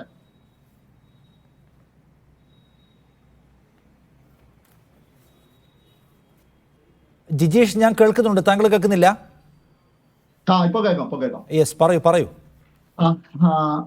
ആദ്യമായിട്ട് എനിക്ക് ഉന്നയിക്കാനുള്ള ഒരു സംശയം എന്നത്, എന്തിനു വേണ്ടിയിട്ടാണ് ഇപ്പോൾ 150 വർഷങ്ങൾക്ക് ശേഷം ഇത്ര വലിയൊരു ഓവർഹോൾ ഉണ്ടാക്കിയത് നിയമത്തിൽ എന്നുള്ളതാണ്. നമ്മുടെ നിലവിലുണ്ടായിരുന്ന നിയമ സംവിധാനം അത്ര ബ്രോക്കൺ ആയിരുന്നോ? അത്ര പ്രശ്നങ്ങൾ ഈ നിയമ സംവിധാനത്തിനകത്ത് ഉണ്ടായിരുന്നോ? ഭേദഗതികൾ കൊണ്ട് പരിഹരിക്കാനാകാത്ത എന്തെങ്കിലും പ്രശ്നങ്ങൾ അതിനകത്ത് ഉണ്ടായിരുന്നോ എന്നുള്ളതാണ്. അങ്ങനെ എന്തെങ്കിലും പ്രശ്നങ്ങൾ ഉണ്ടായിട്ടുണ്ടെങ്കിൽ അത് ഈ മാറ്റത്തിലൂടെ പരിഹരിക്കപ്പെട്ടിട്ടുണ്ടോ എന്ന ചോദ്യം ഉണ്ടായിരുന്നു. അങ്ങനെ ഒന്നും ഇല്ല എങ്കിൽ, ഇപ്പൊ ഞാൻ മനസ്സിലാക്കുന്നത് 95% പഴയ നിയമം അതുപോലെ തന്നെ കോപ്പി പേസ്റ്റ് ചെയ്തിരിക്കുകയാണ്. വളരെ ചെറിയ മാറ്റങ്ങൾ മാത്രമേ വരുത്തിയിട്ടുള്ളൂ. അങ്ങനെ ഒരു മാറ്റം കൊണ്ടുവരാൻ വേണ്ട ഒരു സാഹചര്യം നിലവിലില്ലായിരുന്നു എന്നാണ് അതിൽ നിന്ന് നാം മനസ്സിലാക്കേണ്ടത്. അപ്പോ why try to fix something that was not broken എന്നാണ്. നമുക്ക് ഒരു ബ്രോക്കൺ അല്ലാതിരുന്ന ഒരു സംവിധാനത്തെ എന്തിനാണ് നമ്മൾ ഫിക്സ് ചെയ്യാൻ ശ്രമിക്കുന്നത് എന്നൊരു ചോദ്യമുണ്ട്. ആ ചോദ്യം ഉന്നയിക്കുമ്പോൾ ഇതിന്റെ പിന്നിൽ എന്തൊക്കെയാണ് ഇവർ അവകാശവാദങ്ങൾ ഉന്നയിച്ചിരുന്നത്? ആദ്യം പറഞ്ഞത് ഇതൊരു കൊളോണിയൽ ഹാങ് ഓവർ മാറ്റുന്നതിന് വേണ്ടിയിട്ടുള്ള സംവിധാനമാണെന്നാണ്. നമുക്കറിയാം, ഈ കൊളോണിയൽ നിയമത്തിലെ മുഴുവൻ ഭാഗങ്ങളും ഏകദേശം അതുപോലെ തന്നെ പകർത്തി വെച്ചു എന്ന് മാത്രമല്ല, കൊളോണിയൽ കാലഘട്ടത്തിൽ തന്നെ നമ്മൾ ഏറ്റവും കൂടുതൽ എതിര് നിന്നിട്ടുള്ള നിയമത്തിന്റെ ചില ഭാഗങ്ങളുണ്ട്. ഒന്ന് ദേശദ്രോഹവുമായി ബന്ധപ്പെട്ട 124A നീക്കം ഉപേക്ഷിച്ചു എന്ന് പറയുമ്പോൾ അതിനേക്കാൾ ഭീകരമായ രീതിയിൽ പുതിയ നിയമസംഹിതയ്ക്കകത്ത് ദേശദ്രോഹ കുറ്റം വന്നു ചേർന്നിട്ടുണ്ട്. ഹേർട്ടിംഗ് റിലീജിയസ് സെന്റിമെന്റ്സ് 295A, അതും ജനാധിപത്യ സംവിധാനത്തിന് നിരക്കുന്ന ഒരു നിയമമല്ല. ആധുനിക ജനാധിപത്യ സമൂഹങ്ങളിലൊന്നും ഈ മതനിന്ദ അല്ലെങ്കിൽ ദൈവനിന്ദ ഒരു കുറ്റകൃത്യമായി കണക്കാക്കുന്നില്ല. അല്ലെങ്കിൽ 120A, ഇങ്ങനെയുള്ള വകുപ്പുകളിൽ ജനാധിപത്യപരമായ മാറ്റം, കാലികമായ മാറ്റം, കൊളോണിയൽ ഹാങ് ഓവറിൽ നിന്ന് മാറ്റം വരേണ്ട ഭാഗങ്ങളിൽ എവിടെയെങ്കിലും മാറ്റം വരുത്തിയിട്ടുണ്ടോ എന്ന ചോദ്യം ഉന്നയിക്കുമ്പോൾ അങ്ങനെ ഒരു മാറ്റം ഉണ്ടായിട്ടില്ല. മറിച്ച് വരുത്തിയിട്ടുള്ള മാറ്റങ്ങൾ പലതും ആധുനിക ജനാധിപത്യ സമൂഹത്തിന് ചേരാത്ത മാറ്റങ്ങളാണ് താൻ. 3 തരത്തിലാണ് ഞാൻ ഇതിനെ കാണുന്നത്. ഒന്ന്, ബില്ല് പാസ്സാക്കിയ രീതി ജനാധിപത്യ വിരുദ്ധമായ ഒരു തരത്തിലാണ്. കാരണം ഇതിനു മുമ്പ് കമ്മിറ്റി ഉണ്ടായിട്ടുണ്ടോ, പബ്ലിക് കൺസൾട്ടേഷൻ ഉണ്ടായിട്ടുണ്ടോ എന്നുള്ളതല്ല. ആത്യന്തികമായ ഒരു നിയമം പരിശോധിക്കപ്പെടേണ്ടതും ചർച്ച ചെയ്യപ്പെടേണ്ടതും വിലയിരുത്തപ്പെടേണ്ടതും പാർലമെന്റിനകത്താണ്. പാർലമെന്റിനകത്ത് ജനപ്രതിനിധികൾക്ക് വേണ്ട രീതിയിൽ ഇത് പഠിക്കുവാനോ ചർച്ച ചെയ്യുവാനോ ഉള്ള അവസരം ഉണ്ടായിട്ടുണ്ടോ എന്ന ചോദ്യം ഉന്നയിക്കുമ്പോൾ അങ്ങനെ ഉണ്ടായിട്ടില്ല എന്ന് പറയേണ്ടി വരും. ഈ നിയമം ആരുണ്ടാക്കി എന്നുള്ളതും വലിയ പ്രധാനപ്പെട്ട ഒരു പ്രശ്നമാണ്. ഇത്ര വലിയൊരു ഓവർഹോൾ, അതായത് 1860 ശേഷം നമ്മുടെ നിയമ സംവിധാനത്തിൽ ഇത്ര വലിയൊരു മാറ്റം ഉണ്ടാകുന്ന ആദ്യമായിട്ടാണ്. ഇത് ഉണ്ടാക്കിയത് ലോ കമ്മീഷൻ അല്ല, ഇതുണ്ടാക്കിയത് നിയമമന്ത്രാലയം പോലും, ആഭ്യന്തര മന്ത്രാലയമാണ് ഈ മാറ്റവുമായിട്ട് നമ്മുടെ മുന്നിലേക്ക് വരുന്നത്. രണ്ടാമത്തെ കാര്യം, ഇതിൽ കൊണ്ടുവന്നിരിക്കുന്ന മാറ്റങ്ങൾ ജനാധിപത്യ സമൂഹത്തിന് നിരക്കാത്ത മാറ്റങ്ങളാണല്ലോ. ഭീകരവാദത്തെ കുറിച്ച് പറഞ്ഞു, അങ്ങനെ BNSലെ ചില വകുപ്പുകളെ കുറിച്ച് പറഞ്ഞു. ഞാൻ ഏറ്റവും കൂടുതൽ ഉത്കണ്ഠപ്പെടുന്നത് ഈ പ്രൊസീജിയറൽ ലോസുമായിട്ട് ബന്ധപ്പെട്ടാണ്. CRPCയിൽ നൽകിയിരുന്ന പല സംരക്ഷണങ്ങളും പുതിയ സംവിധാനത്തിന് കീഴിൽ ലഭിക്കുന്നില്ല എന്ന് കാണാം. അപ്പോ അതിലുണ്ടാകുന്ന വലിയൊരു അപകടം സബ്സ്റ്റാൻറ്റീവ് ലോ, അതായത് നമ്മുടെ കുറ്റകൃത്യങ്ങൾ നിർവചിക്കുകയും കുറ്റങ്ങൾ നിശ്ചയിക്കുകയും എല്ലാം ചെയ്യുന്ന നിയമത്തിന് റിട്രോസ്പെക്റ്റീവ് എഫക്റ്റ് ഇല്ല. അത് പാസ്സാക്കി അത് നിലവിൽ വന്ന ദിവസം മുതൽ മാത്രമേ അത് അതിന് ഫലം ഉണ്ടാവുകയുള്ളൂ. എന്നാൽ പ്രൊസീജിയറൽ ലോസ് അങ്ങനെയല്ല. അതിന് റിട്രോസ്പെക്റ്റീവ് എഫക്റ്റും ഉണ്ടാകാം, അത്തരത്തിൽ മാറ്റങ്ങൾ വരികയും ചെയ്യാം. ഇപ്പൊ ഒരു പ്രതി, ഇവിടെ BJP നേതാവ് സംസാരിച്ചപ്പോൾ പറഞ്ഞു, ഇവിടെ പൊതുസമൂഹം മുഴുവൻ നിലകൊള്ളുന്നത് പ്രതികളുടെ, കുറ്റവാളികളുടെ അവകാശങ്ങൾക്ക് വേണ്ടിയിട്ടാണെന്ന്. കുറ്റവാളികളുടെ അവകാശങ്ങൾക്ക് വേണ്ടിയിട്ടല്ല, രാജ്യത്തെ പൗരന്മാരുടെ അവകാശങ്ങൾക്ക് വേണ്ടിയിട്ടാണ് നമ്മുടെ പൊതുസമൂഹവും സാമൂഹ്യ പ്രവർത്തകരെല്ലാം നിലകൊള്ളുന്നു. ഇനി പ്രതികളുടെ അവകാശങ്ങൾ സംബന്ധിച്ചാണെങ്കിലും ഈ നിയമത്തിൽ കൊണ്ടുവന്നിട്ടുള്ള ചില മാറ്റങ്ങൾ ശ്രദ്ധിക്കാം. നമ്മുടെ ലീഗൽ സംവിധാനത്തിൽ വളരെ നിർണായകമായ ഒരു കേസായിരുന്നു ലളിതകുമാരി കേസ്. ഒരു ക്രൈം റിപ്പോർട്ട് ചെയ്ത് കഴിഞ്ഞാൽ പരാതിയുമായി പോലീസ് സ്റ്റേഷനിലെത്തിയാൽ അതിൽ FIR ഇടുക എന്നതാണ് പോലീസിന്റെ പ്രാഥമികമായ കർത്തവ്യമെന്ന് രാജ്യത്തിന്റെ പരമോന്നത നീതിപീഠം തീരുമാനിച്ച ഒരു സന്ദർഭമായിരുന്നു ലളിതകുമാരി കേസ്. ഈ പുതിയ നിയമങ്ങൾ വന്നതോടുകൂടി അത്തരത്തിലുള്ള ഒരു ബാധ്യത പോലീസിന് ഇല്ലാതെ വരുന്നു. പോലീസിന് തീരുമാനിക്കാം ഒരു കേസിൽ ഒരു പ്രാഥമിക എൻക്വയറിക്ക് ശേഷം മാത്രം FIR ഇട്ടാൽ മതി. അതിന് വലിയൊരു പ്രശ്നമുണ്ട്. ഏതൊരു കേസിലും ആദ്യമായി ക്രൈം നടന്ന ഉടനെ റിപ്പോർട്ട് ചെയ്യപ്പെടുന്ന കാര്യത്തിന് വലിയൊരു എവിഡൻഷ്യറി വാല്യൂ ഉണ്ട്. അത് സ്പോണ്ടേനിയസ് ആയിട്ട് വരുന്നതാണ്. അതിന് നിയമപരമായി വലിയ ഒരു വാല്യൂ ഉണ്ട്. അതുപോലെയല്ല ഒരു 10 ദിവസമോ 15 ദിവസമോ കഴിഞ്ഞിട്ട് പോലീസ് തീരുമാനിച്ചതിന് ശേഷം റിപ്പോർട്ട് കൊടുക്കുന്നു. അത്തരത്തിൽ പോലീസിന് അങ്ങനെ ജഡ്ജ് ചെയ്യാൻ ഒരു പ്രൈമ ഫാസി കേസ് ഉണ്ട് എന്ന് പോലീസിന് തോന്നിയാൽ മാത്രമേ FIR ഇടേണ്ടതുള്ളൂ. അത് തീരുമാനിക്കുന്നത് SHO ആണ്, സ്റ്റേഷൻ ഹൗസ് ഓഫീസറാണ് തീരുമാനിക്കേണ്ടത്. ഈ പ്രൈമ ഫാസി കേസ് ഉണ്ടോ എന്നൊക്കെ നേരത്തെ പരിശോധിച്ചുകൊണ്ടിരുന്നത് ജുഡീഷ്യറിയാണ്. അപ്പൊ ജുഡീഷ്യറിയുടെ ഡൊമൈനിൽ ഉണ്ടായിരുന്ന ഒരു അന്വേഷണം അധികാരം പോലീസിന് നമ്മൾ കൊടുക്കുകയാണ്. ഒരു സംഭവം റിപ്പോർട്ട് ചെയ്താൽ അതിന് പ്രൈമ ഫാസി കേസ് ഉണ്ടോ എന്ന് പോലീസ് തീരുമാനിക്കുക.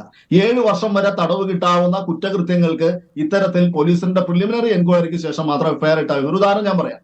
ഒരു പെൺകുട്ടിക്ക് നേരെ ആസിഡ് അറ്റാക്ക് ഉണ്ടായി. 7 വർഷം വരെ ശിക്ഷ കിട്ടാവുന്ന കുറ്റമാണ്.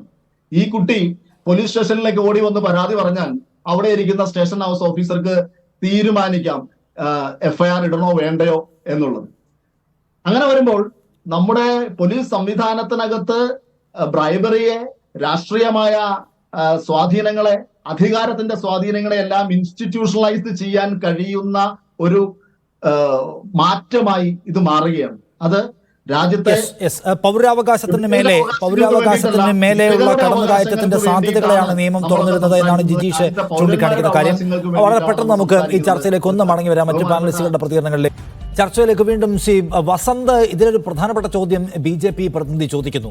ഈ വിഷയം എത്ര നാളായി ഇന്ത്യയുടെ പൊതുമണ്ഡലത്തിലുണ്ട്? ഒരിക്കലെങ്കിലും ഇതൊരു ഗൗരവതരമായ നിയമമാറ്റത്തിന്റെ പണി നടക്കുന്നുണ്ട് ആഭ്യന്തര മന്ത്രാലയത്തിൽ. അത് പറ്റില്ല, അതിന് ഇന്ന പ്രശ്നങ്ങളുണ്ട്. ഇതിൻ്റെ ഈ ക്ലോസുകളൊക്കെ നമ്മൾ എത്ര കാലമായിട്ട് TV ഡിബേറ്റിൽ പോലും ഉണ്ട്. കോൺഗ്രസ്സുകാർ ആരെങ്കിലും എഴുന്നേറ്റ് നിന്ന് ഞങ്ങൾക്ക് ഇതിനകത്തൊരു ഒബ്ജക്ഷൻ ഉണ്ടെന്ന് പറഞ്ഞിട്ടുണ്ടോ എന്നാണ് ശ്രീ കൃഷ്ണദാസ് ചോദിച്ചത്. പറഞ്ഞിട്ടില്ല.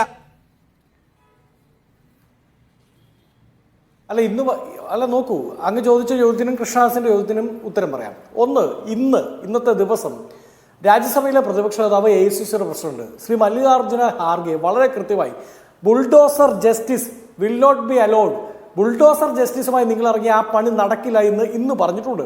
ഇനി അങ്ങ് ചോദിക്കുന്നത് ഈ പൊതുമണ്ഡലത്തിൽ ഈ വിഷയം വന്നതിന് ശേഷം കോൺഗ്രസിന്റെ പ്രതികരണങ്ങളാണ്.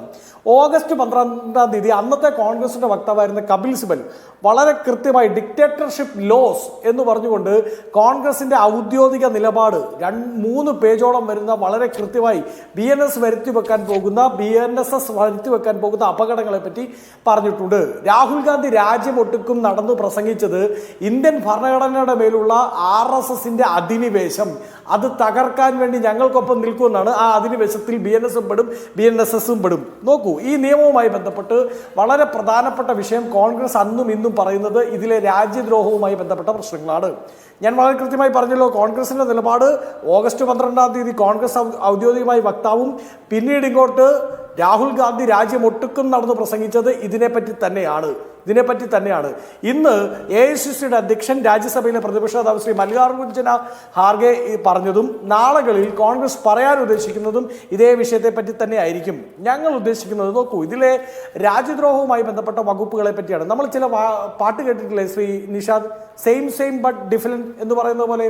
അതുപോലെയാണ് IPCയിൽ 124 എങ്ങനെയാണോ എടുത്തു കളഞ്ഞത്, അല്ലെങ്കിൽ എങ്ങനെയാണോ മരവിപ്പിച്ചത്, അതിനെ അതേപടി BNSലേക്ക് കൊണ്ടുവന്നിരിക്കുകയാണ്. അവിടെയാണ് പ്രശ്നം. എന്തുകൊണ്ടാണ്? UAPA നിയമം ചുമത്തിയാൽ, UAPA വകുപ്പ് ചുമത്തിയാൽ ഇത്രയും കാലം കേന്ദ്ര സർക്കാരിന്റെ അനുമതി ആവശ്യമായിരുന്നു.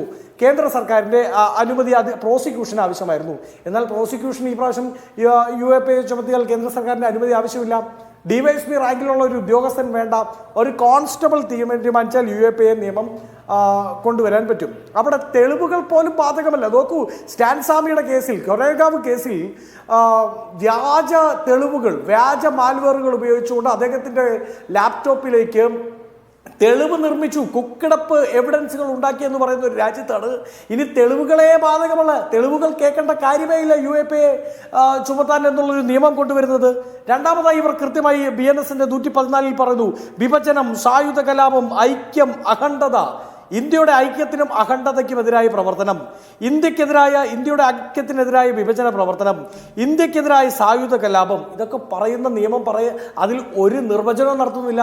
ഇവർ നേരത്തെ പറഞ്ഞ ബ്രിട്ടീഷ് കാലത്തെ, കൊളോണിയൽ കാലത്തെ നിയമത്തിൽ പോലും 2 ലൈനിലെങ്കിലും നിർവചനം പറഞ്ഞു പോയിരുന്നെങ്കിൽ ഇവർ ഇന്ന് കൊണ്ടുവരുന്ന ഈ മോസ്റ്റ് മോഡേൺ നിയമമുണ്ടല്ലോ, ആ നിയമം ഈ വിഷയങ്ങളെ പറ്റി നിർവചനം പറയുന്നില്ല. അതാണ് ഞാൻ നേരത്തെ പറഞ്ഞത്. ഇപ്പോൾ നിഷാദ് അല്ലെങ്കിൽ ഞാൻ ഫേസ്ബുക്കിൽ ഒരു പോസ്റ്റ് ഇടുകയാണ്, ഇതാ BNS രാജ്യവിരുദ്ധമാണ്, അല്ലെങ്കിൽ BNS എന്ന് പറയുന്നത് ഇവിടുത്തെ ഇരകൾക്കൊപ്പം നിൽക്കുന്ന നിയമമല്ല എന്നൊരു പോസ്റ്റ് ഇട്ടാൽ ഒരു RSS അനുഭാവിയായ പോലീസ് കോൺസ്റ്റബിളിന് തോന്നുകയാണ് ഇത് രാജ്യദ്രോഹമാണ് എന്ന് തോന്നിയാൽ നമുക്കെതിരെ കേസെടുക്കാം. ഇരുത്തല മൂർച്ച അതിനകത്തുണ്ടെന്നാണ്. അപ്പോൾ 2 പ്രധാനപ്പെട്ട കാര്യങ്ങൾ അദ്ദേഹം ചൂണ്ടിക്കാണിച്ചു. അല്ല, ശ്രീ കൃഷ്ണദാസ് നോക്കൂ, ഇവിടെ രാജ്യദ്രോഹ കുറ്റമാണ് എല്ലാവരും ഏറ്റവും വലിയ കൺസേൺ ആയിട്ട് പങ്കുവെക്കുന്ന ഒന്ന്. എന്ന് വെച്ചാൽ വിഭാഗീയത ഉണ്ടാക്കുക, വിഭാഗീയതയുമായി ബന്ധപ്പെട്ട കാര്യങ്ങളെ പ്രോത്സാഹിപ്പിക്കുക, നിലവിലുള്ള സംവിധാനത്തെ മറിച്ചിടാൻ ശ്രമിക്കുക, അത്തരം ആശയങ്ങളെ പ്രോത്സാഹിപ്പിക്കുക, അഖണ്ഡതയ്ക്കെതിരായി സംസാരിക്കുകയും പ്രവർത്തിക്കുകയും ചെയ്യുക, ഇവയെല്ലാം രാജ്യവിരുദ്ധതയുടെ പരിധിയിൽ വരികയും രാജ്യദ്രോഹ കുറ്റമാവുകയും ആ രാജ്യദ്രോഹ കുറ്റത്തിന് പരമാവധി ശിക്ഷയും എന്നാണ് ഇതിൽ വ്യവസ്ഥ ചെയ്യുന്നത്. എന്ന് വെച്ചാൽ നിലവിലുള്ള ഒരു സിസ്റ്റത്തെ വീഴ്ത്താൻ ശ്രമിക്കുക, എന്ന് വെച്ചാൽ സർക്കാരിനെ മറിച്ചിടാൻ ശ്രമിക്കുന്നത് പോലും രാജ്യവിരുദ്ധതയുടെ ഗണത്തിൽപ്പെടുത്തി കേസെടുക്കാൻ കഴിയും വിധത്തിലുള്ള വ്യാഖ്യാന ശക്തി ഈ നിയമത്തിനുണ്ട് എന്നതാണ് സത്യം, നിങ്ങളെത്ര നിരാകരിച്ചാലും. അപ്പോൾ ഇന്ദിരാഗാന്ധിയുടെ കാലത്ത് എങ്ങനെയാണോ ഡ്രക്കോണിയൻസ് ലോ കൊണ്ടുവന്ന് ആളുകളെ, അവരുടെ പൗരാവകാശത്തെ വേട്ടയാടിയത്, അതേ സംഗതി ഇവിടെ ആവർത്തിക്കാൻ പോവുകയാണ്. നിങ്ങൾ ഈ സെഷൻ തുടങ്ങിയപ്പോൾ 50ാം വാർഷികം എന്നതിൻ്റെ പേരിൽ ഇതിനെക്കുറിച്ച് വലിയ വർത്തമാനം പറഞ്ഞല്ലോ, പ്രമേയം കൊണ്ടുവന്നല്ലോ. അതേ നിങ്ങൾ ആ കാലത്തുണ്ടായിരുന്ന അതേ ഡ്രക്കോണിയൻ സംഗതികൾ കൊണ്ടുവരിക ഇവിടെ.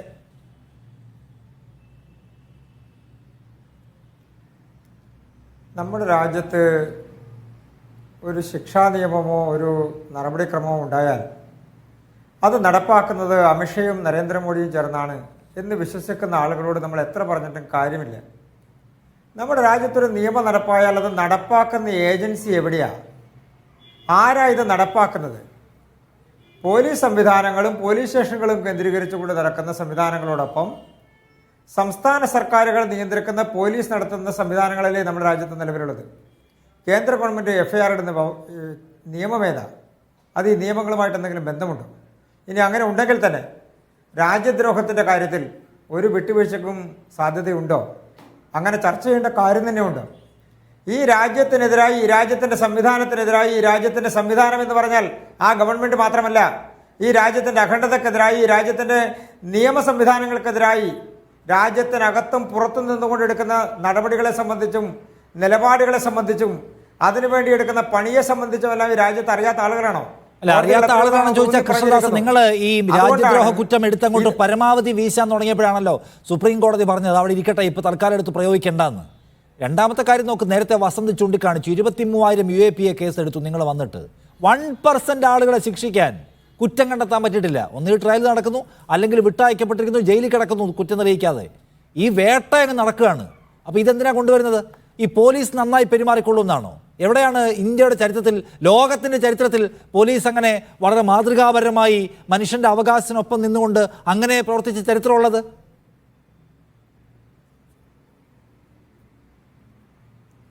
നിഷാദ്, നമ്മളുടെ പല കേസുകളും പരാജയപ്പെടുന്നത് ആ കേസുകൾ നടക്കാത്തത് കൊണ്ടോ പ്രശ്നമില്ലാത്തത് കൊണ്ടോ അല്ല. അത് തെളിവിലേക്ക് വരുന്ന സമയത്ത് അതുമായി ബന്ധപ്പെട്ടുകൊണ്ടുള്ള എവിഡൻസുകൾ കൊണ്ടുവന്ന് കോടതിക്ക് മുൻപിൽ കൊണ്ടുവരുമ്പോൾ നിയമപരമായിട്ടുള്ള അപര്യാപ്തതകൾ ഉണ്ടാകുന്നു എന്നുള്ളതാണ്. പ്രത്യേകിച്ച് പുതിയ കാലഘട്ടങ്ങളിൽ ഡിജിറ്റലൈസ് ചെയ്യപ്പെട്ടിട്ടുള്ളൊരു സംവിധാനത്തിൽ രാജ്യത്തിനകത്തും പുറത്തും നിന്നുകൊണ്ട്, ഇനി രാജ്യത്തിനകത്ത് നിന്നുകൊണ്ട് തന്നെ ഉണ്ടാകുന്ന പല പ്രശ്നങ്ങളുടെയും എവിഡൻസുകൾ കോടതിയിൽ വരുമ്പോൾ നിരാകരിക്കപ്പെടുകയോ അത് സ്വീകരിക്കാൻ കഴിയാത്തതായിട്ടുള്ള സാഹചര്യങ്ങൾ ഉണ്ടാകുന്നു. ഇവിടെ ഈ നിയമങ്ങൾ വരുന്നതിലൂടെ ഇത് മാറ്റപ്പെടുന്നു. അതിൽ ചൊറിച്ചിലുള്ള ആളുകൾക്ക് അത് ബുദ്ധിമുട്ടുണ്ടാക്കും.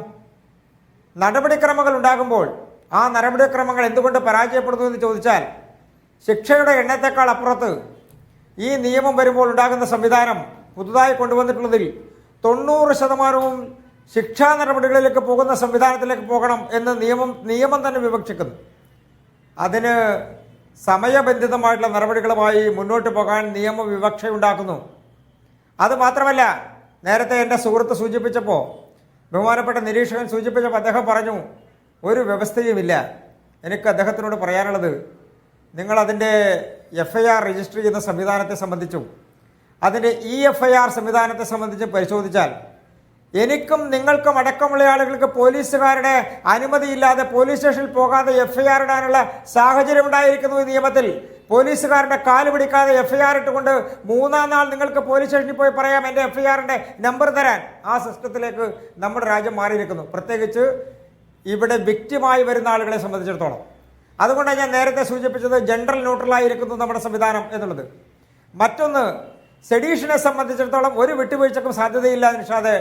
അതിൽ ആർക്കെങ്കിലും പൊള്ളുന്നുണ്ടെങ്കിൽ ആ പൊള്ളുന്ന ആളുകൾ പൊള്ളുക എന്നുള്ളത് മാത്രമേ ചെയ്യാറുള്ളൂ. അല്ല, അത് കാര്യമൊന്നുമില്ല. നിങ്ങൾ സെഡീഷൻ എടുത്ത എല്ലാവരെയും ഈ രാജ്യം ശിക്ഷിച്ചിട്ടില്ലല്ലോ. കഴിയുന്ന കാര്യമല്ല. നിങ്ങൾ സെഡീഷൻ എടുത്ത എല്ലാവരെയും ഈ രാജ്യം ശിക്ഷിച്ചിട്ടില്ലല്ലോ. നിങ്ങൾ സെഡീഷൻ എടുത്ത എത്ര ആളുകൾ കോടതിയിൽ നിന്ന് ഇത് കള്ളക്കേസാണെന്ന് പറഞ്ഞ് ഊരിപ്പോന്ന് വന്നിട്ടുണ്ട്. അതുകൊണ്ട് കൂടുതൽ സാധ്യത ഉണ്ടാക്കുകയാണ് പരമാവധി ആളുകളെ വേട്ടയാടി പിടിക്കാൻ.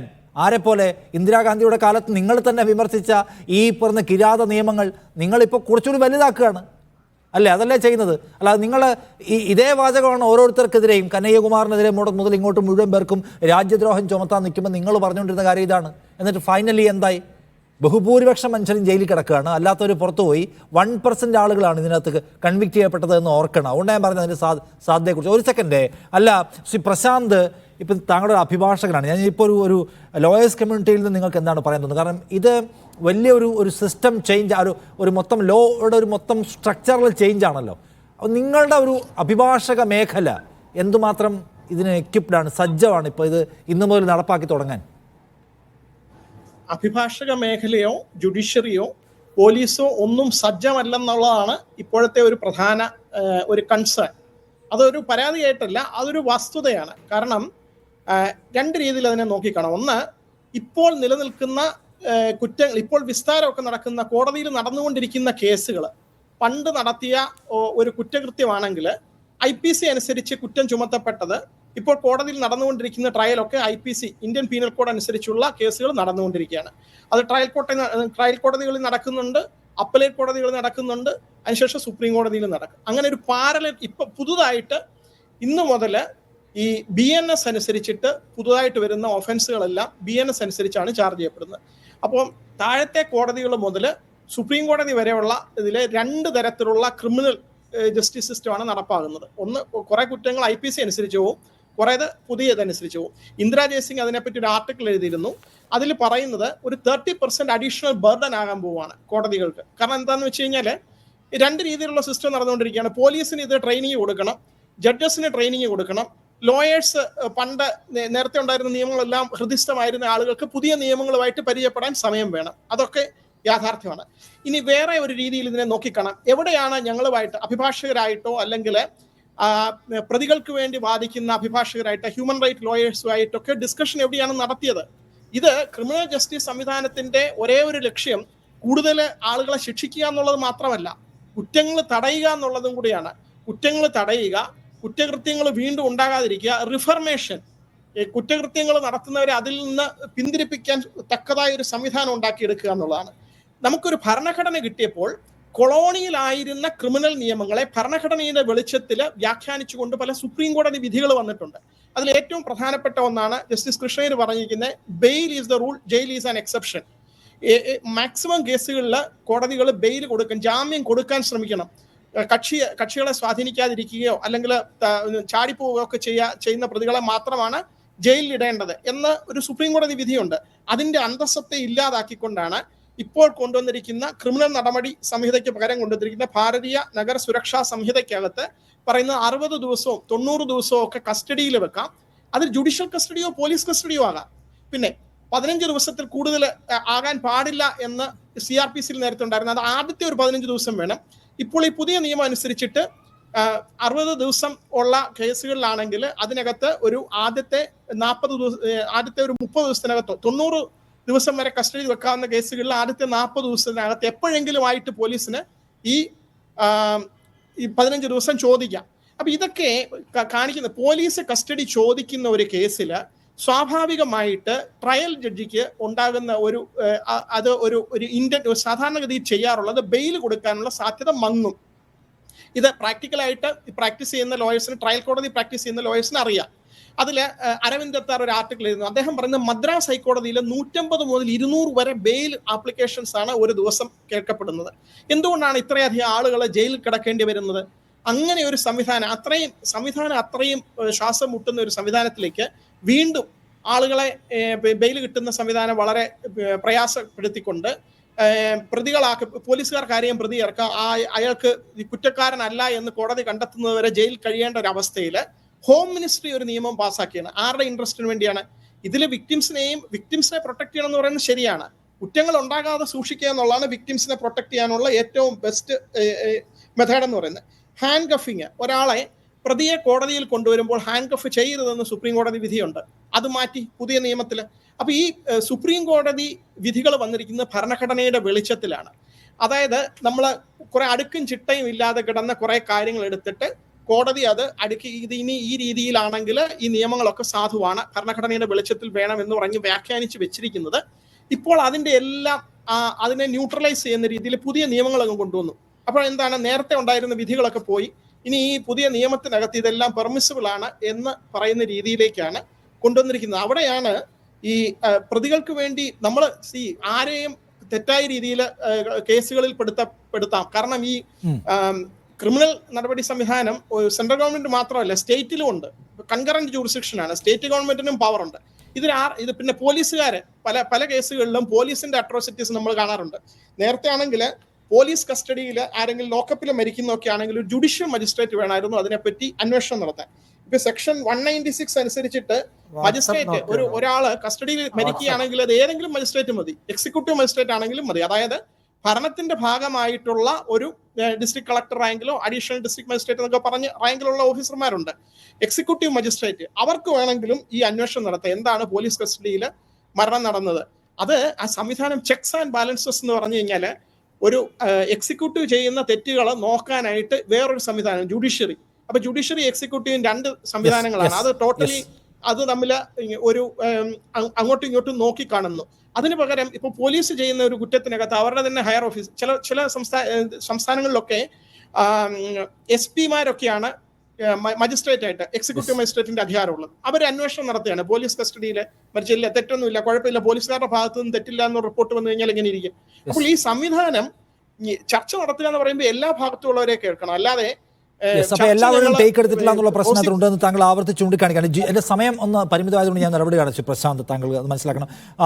ജിജീഷ്, ഇതിനകത്ത് ഇപ്പോൾ നമുക്ക് എമർജൻസിയുടെ കാലത്തെക്കുറിച്ച് അറിയാം. ആ കാലത്ത് എന്തായിരുന്നു സംഭവിച്ചതെന്ന് ചോദിച്ചാൽ അതിൽ പൗരാവകാശം എന്ന് പറഞ്ഞാൽ ആർക്കും ഒരളവ് ഉണ്ടായിരുന്നില്ല. പ്രതിപക്ഷത്തെ നേതാക്കളടക്കമുള്ള ആളുകൾ അകത്തുപോയി കിടക്കുന്നതാണ് കണ്ടത്.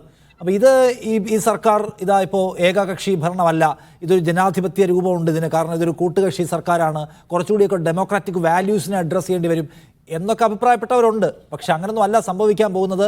ഇത് കുറച്ചുകൂടി ഒരു ഏകശിലാത്മക സംഹാരരൂപിയായ സ്വഭാവത്തിൽ പെരുമാറാൻ പോവുകയാണ് എന്ന ഭയപ്പാടാണ് ഉണ്ടാക്കുന്നത് ഇപ്പോൾ.